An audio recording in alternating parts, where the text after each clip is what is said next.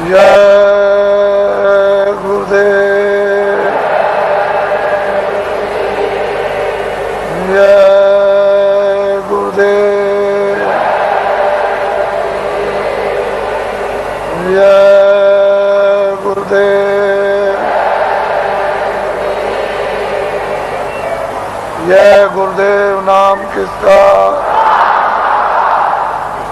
जय गुरुदेव नाम किसका। अब आप क्या करो कि रुपया पैसा नहीं तो हम भी जानते हैं, हम भी देखते हैं। ऐसा थोड़ी है कि हम पागल हो गए या पागल होके आपको चिल्ला रहे बता रहे। मैं भी जानता हूं ये बात नहीं है, लेकिन ये कहना चाहता हूं कि जितने भी आपके यहाँ सेठ साहूकार छोटे बड़े उनको इकट्ठा करो और उनसे ये कहो कि हम तुमको सब सुविधा देंगे, तुम कहीं से भी रुपया पैसा ले आओ, तुमसे पूछा नहीं जाएगा तुम कहां से ले आए, और इनकम टैक्स सेल टैक्स इस पर नहीं लगेगा। ये कारखाना लगाओ छोटा बड़ा, 1 साल में या 1.5 साल में 2 साल के अंदर छोटा बड़ा कारखाना लगा दो। और इतना ही काम आप सेठ साहूकारों को करना है कि जितने बच्चे यानी छात्र स्कूल में पढ़ते हैं इनको नौकरी और काम दे दो, बस इतना ही। हम आपको पूरी सुविधा देंगे। तो आप ये क्यों नहीं सोचते जो आपको दिशा बताई जा रही, आप लोग क्यों नहीं सोचते? जब आपको एक दिशा बताई जा रही सही सच्ची, तो आप क्यों नहीं इसको सोचते हो इनको सुविधा दे दो, इनकम टैक्स सेल टैक्स थोड़े दिन के लिए तो खत्म करो। जब आमदनी बहुत होने लगे तो नॉमिनल यानी मतलब यह है कि मामूली तो ठीक है, लेकिन ये क्या, और पीछे वाले का आप अपना जो लेते हो लेते रहो तो आप जानो, लेकिन ये कहो इनसे कि हम तुमको बैंक से रुपया नहीं देंगे, तुम कहीं से लाओ तुमसे पूछा नहीं जाएगा। एक छोटा सा कानून बना दो 2 लाइन का, बस उसमें लिख दो कि भाई आपसे पूछा नहीं जाएगा और इस नए कारखाने पर कोई इनकम टैक्स सेल टैक्स नहीं लगेगा और आप छात्रों को काम नौकरी दो, बस आपको ये करना। लेकिन आपने मेरी बात को 4 साल से ध्यान में किसी ने नहीं दिया और दिन भर दिन तुम्हारी हालत इतनी जैसे कि लकड़ी में घुन लग गया, उससे भी बेहतर हालत होती चले। फिर तुम मानते क्यों नहीं हो? इसके माने है कि तुम्हारे कर्म इतने खराब सबके, यानी इतना दुष्कर्म है कि वो कुछ लगने ही नहीं देता। फिर मेरी बात को सुनो ध्यान से, ये अगर बाहर से आ जाएंगे तो तुम्हारे कारखानों का नक्शा बनाएंगे कि तुम बनाते क्या हो अपने कारखाने में, वो सब नक्शा बना करके बाहर ले जाएंगे। फिर वो क्या करेंगे तुमको तो मालूम नहीं है कि वो आएंगे तो कई काम करेंगे कि तुम्हारा सामान बाहर बनाएंगे सुंदर, ये सुंदर कुछ सामान नहीं सुंदर बना देंगे और मजबूत, और जितना तुम्हारा 400 का है वो 100 का रखेंगे। 400 रुपए का बिकता हो 100 ही का बेचेंगे और 300 का बिकता हो 50 का बेचेंगे। वो मुनाफा नहीं लेंगे, बड़े चालाक हैं कि मुनाफा नहीं लेंगे, और बाजार में वहां से सामान ला के उतार देंगे आपकी मंडी में। तो ये जब सामान जब ये देखेंगे लोग कहेंगे भाई बड़ा सुंदर है और बड़ा मजबूत और बहुत सस्ता है, ये सामान तो ये यहाँ का दुकानों पर रखा है देसी बाजारों का, ये तो बहुत महंगा है, तो कोई लेगा नहीं। जमा करना एक बात तो ये। और वो क्या करेंगे, बड़े बड़े बोर्ड बना दिए 3-3 लाख 2-2 लाख और 5-5 लाख के कलकत्ते और दिल्ली और बंबई में उन्होंने लगा दिया कि ये मेरा विदेशी कंपनी का नाम, और उसके उन्होंने शेयर निकाल दिए। तो आपने शेयर खरीदना शुरू कर दिया और शेयर खरीदने लगे, वो तो शेयर बेच करके दलालों को दे दिया और वो रुपया ले गए देसी बॉर्डर पर, वहां डॉलर ले लिया और चले गए अपने देश में। वहां से कहते हैं कि भारत अभी अस्थिर है, अभी हम पुनः फिर से विचार करेंगे। एक बात तो ये हो गई। और यहाँ 19 शहरों को एक ईंट नहीं रखी है और सुई की नोक नहीं बनी यहाँ भारत में, और कंपनी का नाम और शेयर बिक रहे और दलाल बराबर निरंतर बेच रहे।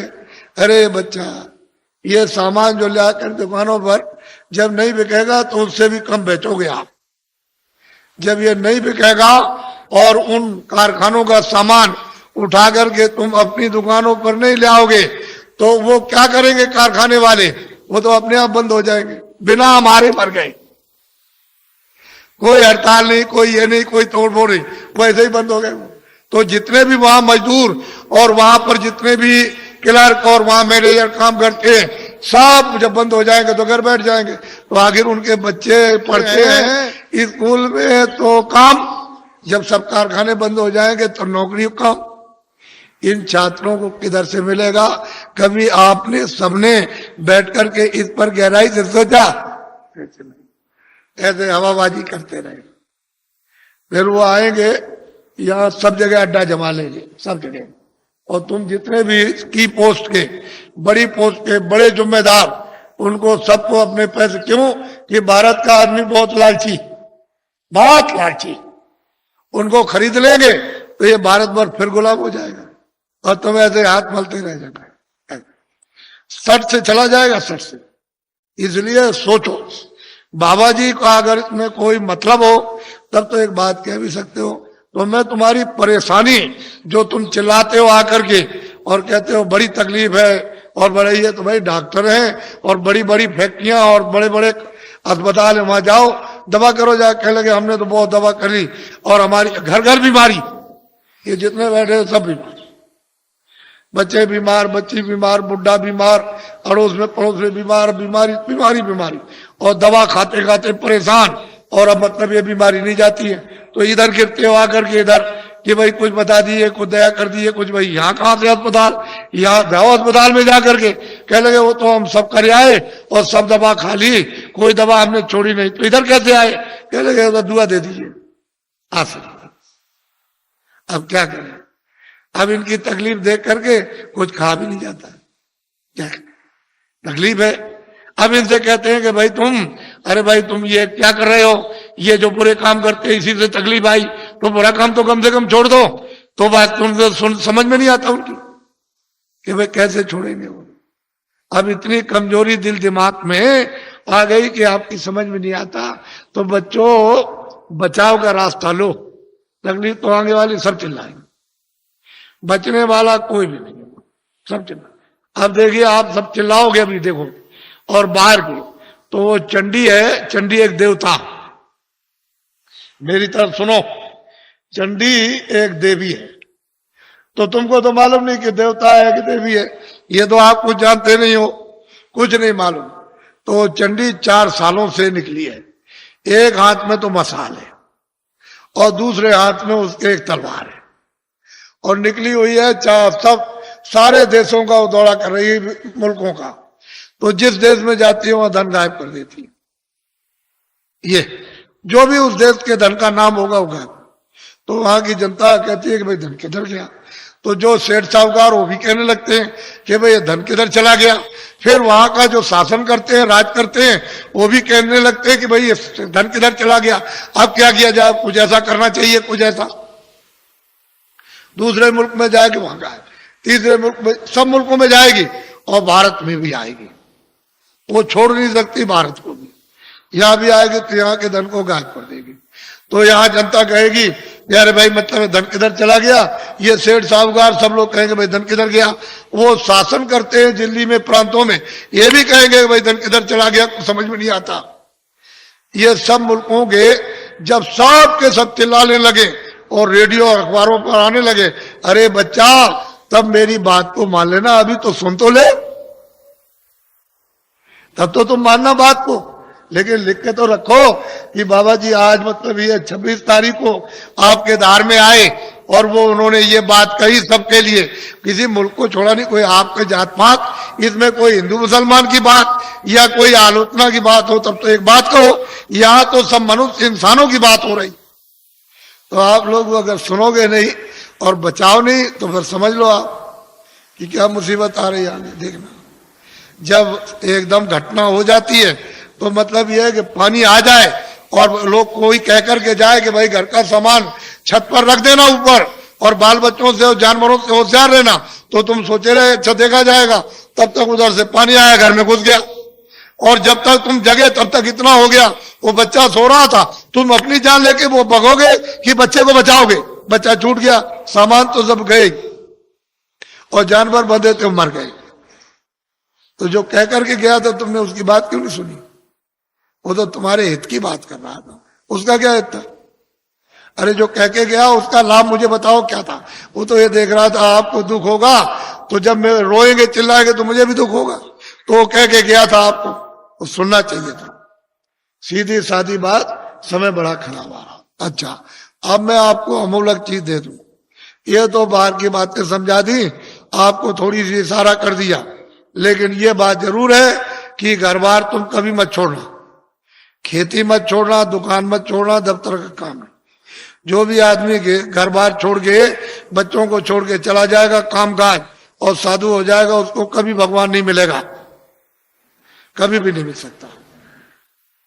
ये पहले मेरी बात को ध्यान से सुनो। अपने घर में रहो, बच्चों के बीच में रहो, इसी जगह, और 23 घंटे तुम मेहनत करो इस शरीर से, शरीर के लिए। दुकान करो, दफ्तर का काम, खेती करो, इस शरीर के लिए, भोजन कपड़ों के लिए, इसके लिए, दवा के लिए, सब, और बच्चों के लिए, इसके लिए। और 1 घंटा उसमें से बचाओ अपनी जीवात्मा के धन के लिए, ताकि इसको कल्याण हो जाए, इसकी मुक्ति हो जाए, ये आवागमन से छुटकारा पा जाए, न जल में न मरे। 1 घंटा तुम नहीं बचा सकते हो, और 23 घंटे इसमें तुमको लगाने को कह रहे। तुमको ये तो नहीं कह रहे कि तुम छोड़ देना कुछ, ये तो सोचो तुम। और मैं तुमको इसी मनुष्य रूप मंदिर में, इसी में जो अनमोल मनुष्य मंदिर जो दिया है, जिसमें जीवात्मा बंद है, उसी में मैं अभी रास्ता आपको बताता हूं। अभी इसको कहते हैं नामधाम। इसके पहले 2 चीजों का ध्यान रखो हमेशा, कि शाकाहारी हो जाओ। जितने भी अनाज है, सब्जी है, फल है, दूध है, घी है, 100 बार खाओ। कितने बार? 100 बार। तुमको भूख लगे उससे भी ज्यादा खाना। तुमको कोई मना करने आए तब कहना। अच्छे मकान में रहो, अच्छी झोपड़ी में रहो, मना कौन करता आप? लेकिन शाकाहारी, अशुद्ध आहार मत करना। बस इतना ही बचत करनी है कि आपको अशुद्ध आहार नहीं करना। किसी आदमी का, किसी बच्चे का, किसी पशु का, किसी पंछी का अशुद्ध आहार नहीं करना। शुद्ध आहार करो आप, जिससे शुद्ध बुद्धि रहे। भाई इतना ही तो आपको बताना, क्योंकि अशुद्ध आहार से तो तरह तरह घर में झगड़ा, बाहर झगड़ा, ये झगड़ा, वो झगड़ा, ये बीमारी, वो बीमारी, वो बीमारी, वो बीमारी, वो बीमारी, वो तो फैलने वाली है। अभी बीमारी जो फैलेगी उसको तो अभी आपने देखा ही नहीं। तो असल में शाकाहारी, शुद्ध आहार। दूसरा है बीड़ी पियो, तंबाकू पियो, हुक्का। मैंने तो कभी पिया नहीं, मुझे तो मालूम है नहीं कि हुक्का, बीड़ी, तंबाकू कैसा होता। लेकिन ये बच्चे जो 18 साल 20 साल के खड़े हैं, वो बीड़ी, तंबाकू, हुक्का नहीं पीते, कभी मत पीना। जो बच्चे नहीं पीते कभी मत पीना, एक खराब आदत न डालना। जो पीते हो पी लो, आपके लिए बात। लेकिन बच्चों, बच्चियों, ऐसा कोई नशा मत करो जो तुम्हारी बुद्धि पागल हो जाए। तुमने इसको नहीं सोचा? कोई नशा मत करो किसी तरह का हो जो बुद्धि पागल हो जाए, और तुम अपने घर में बच्चे बच्ची को और अड़ोस पड़ोस में बहू बेटी को पहचान न सको। ऐसा कोई नशा मत करो। और चले जा रहे हो तुम, तो सामने तुमने समझा कि जमीन बराबर, और वहां गड्ढा मिला, उसमें पैर चला गया तो पैर टूट गया, और सिर लड़ गया गड्ढे में तो सिर फट गया, मर गए। ऐसा कोई न रामायण कहती है, न महात्मा कहते हैं, न कुरान कहती है, न फकीर, न मस्जिद कहती है, न मंदिर कहते हैं, न शिव जी कहते हैं, न आपको कोई और। ये कोई ओ जो कहते हो शिव जी भांग पीते थे, भांग पीते थे, भांग पीते, तुमने भांग पीते हुए देखा? वो भांग नहीं थी, वो कोई और नशा था। ये झूठी बात है। जो लोग उनके नाम से भांग पीते और कहते हैं वो भांग पीते थे, भांग नहीं पीते थे। ये ऐसा देवता कभी भांग नहीं पीता, वो भांग नहीं पीते। लेकिन तुमने ये 2 चीजों से बचो, बाकी तो कोई मैंने मना किया नहीं। मैं तो एक सीधा साधा आपका सेवक हूं, एक आदमी हूं, और सही सच्ची बात तुम्हारे सामने तुमको बताने आए हो। तुम नहीं जगोगे, नहीं समझोगे, तो मैं इसके लिए क्या करूंगा? मैं तो अपनी बात कह के चला जाऊंगा। जब तुम उधर जाओगे और उधर जब हिसाब होगा तुम्हारा, क्योंकि वो तो सब लिखा जा रहा, आज दिन में तुमने कितना बुरा काम किया, कितना अच्छा किया, कितनों को धोखा दिया, कितनों को मारा, कितनों के साथ बेईमानी की, कितनों को पानी पिलाया, कितने बार मंदिर में पूजा की, कितनी रामायण, कितनी कुरान पढ़ी, ये उधर में, और कैसे कुरान पढ़ी, ये वो सम वहां सब लिखा हुआ, वो आदमी भी मिलेगा जिसको तुम काट रहे हो, और जिसको मतलब है कि तुम उसको चीर रहे हो, वो सब मिलेंगे वहां।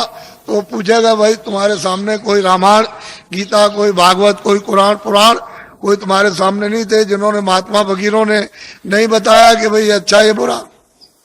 तो मोहम्मद साहब से पूछा जाएगा कि भाई मतलब ये है कि तुम गए थे जमीन पर और तुमने मतलब ये नहीं बताया कि बुरा काम बद काम है। कह लगे मैंने तो इनसे सबसे कहा था ये बद काम है, ये नेक काम, इस बुरे काम को मत करना, अच्छे करना, लेकिन इन्होंने मेरी बात नहीं मानी। तो फिर वो भेजेगा सीधा, वहां हिसाब करता है, वो हिसाब करता है।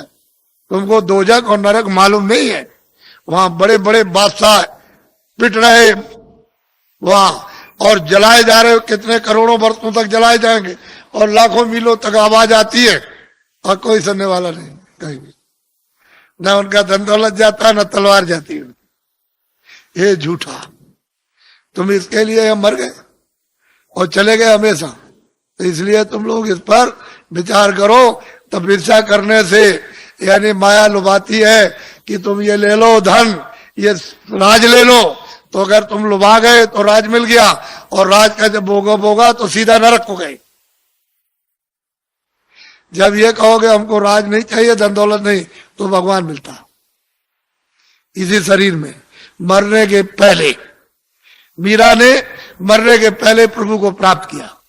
आपको क्या मालूम कैसे पाया? तुलसीदास जी ने पहले ही वो 25 साल के अंदर प्रभु को प्राप्त कर लिया। आपको क्या मालूम कैसे पाया? आप क्या जानते? इसलिए आप अमोलक धन लो इस मनुष्य मंदिर में आत्माओं का। ये नामदान है, ये उस तरह की दीक्षा नहीं है या मंत्र वैसा नहीं है, ये आत्म धन का दान है, ये ईश्वरी धन का दान है। जो उसकी कृपा होती है तब कभी कभी महात्माओं को आदेश मिलता है कि इन आत्माओं को बांट दो जो मानव शरीर में है, तो कभी कभी मिलता मुफ्त में। ये पैसे से नहीं मिलेगा, तुम ये सब रख दो जाकर के पूरा धार का, तो ये चीज मिलने वाली नहीं है। ये कभी दिमाग से निकाल देना, ये दौलत पैसे से नहीं मिलती, ये तो मुफ्त बख्शीश में यानी प्रसन्नता से मिलती है।